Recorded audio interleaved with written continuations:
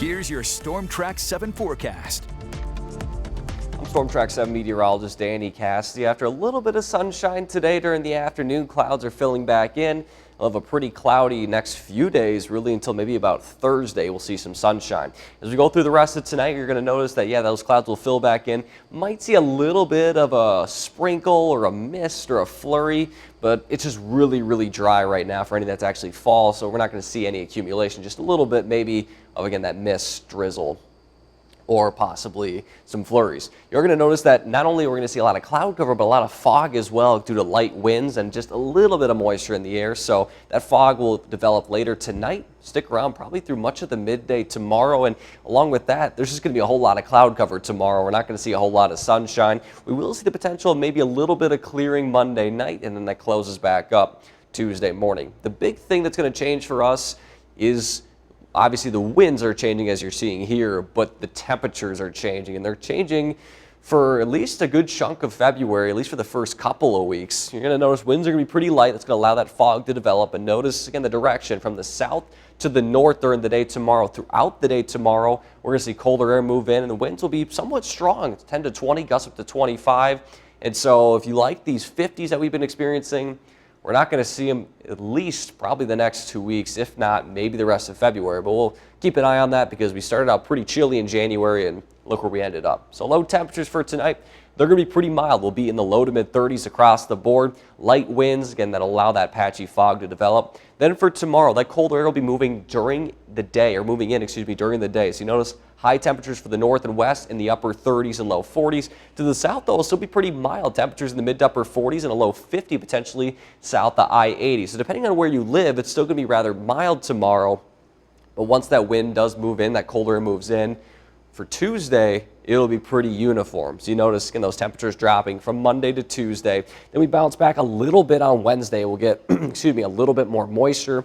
And then we're going to see maybe the potential of a little bit of rising in temperatures, but again, not going to fluctuate much, from the 30s. And then as we go into the following week, you're going to see those temperatures pretty much drop off. And then we're going to see that colder air really stick around for quite a while. What we are going to be watching is on Wednesday in particular. You see that temperature rise a little bit. We're going to see the potential of a wintry mix. And unfortunately, for those that want snow, it looks like primarily as of now, it'll be freezing rain. But things are still evolving, but here's where we stand right now. So we'll maybe see the potential of some early Wednesday morning. I think, though, for now, the Wednesday morning commute will be okay.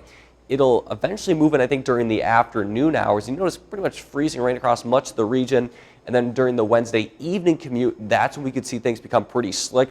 You know, it's kind of south of Highway 30. We see a little bit of rainfall. So to the south, more rain. To the north, more freezing rain. That'll continue Wednesday night into early Thursday. That'll clear out Thursday morning. But with how cold it's going to be, that could stick and potentially cause a little bit of a slick commute Thursday morning. I think any scraps of that will be pretty light. It's just primarily that activity Wednesday into Wednesday night, and then maybe a little bit of sunshine. So in terms of precip type, here's what we got going on. So I think for our far northern counties, maybe early on, a mix of freezing rain and snow. But much of the area you see here in pink is going to be primarily freezing rain.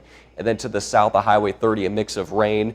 That'd be mainly during the late afternoon, early evening, and then freezing rain either early on or late at night. Totals are still really being determined. There's still a couple of questions. How far north does this go? Because a couple data points have being pulled farther south.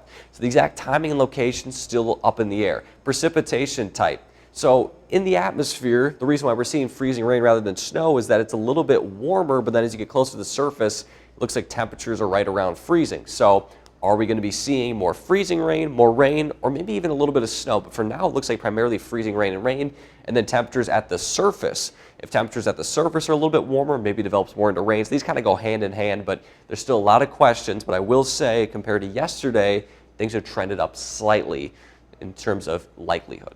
So your city-by-city forecast for Waterloo, Dubuque, Cedar Rapids, and Iowa City. So you notice the temperatures drop off from tomorrow to Tuesday. Wednesday, we're looking at that rain, snow chance. And then as we go into Thursday and Friday, a little bit cooler air Thursday, strong northwest winds. Then we bounce back a little bit into the mid-30s on Saturday. Another rain, snow chance. This time, though, it does look like with a little bit cooler air in the atmosphere, this could be primarily snow, but it's roughly 6 days out, so still a lot of details need to be ironed out for this.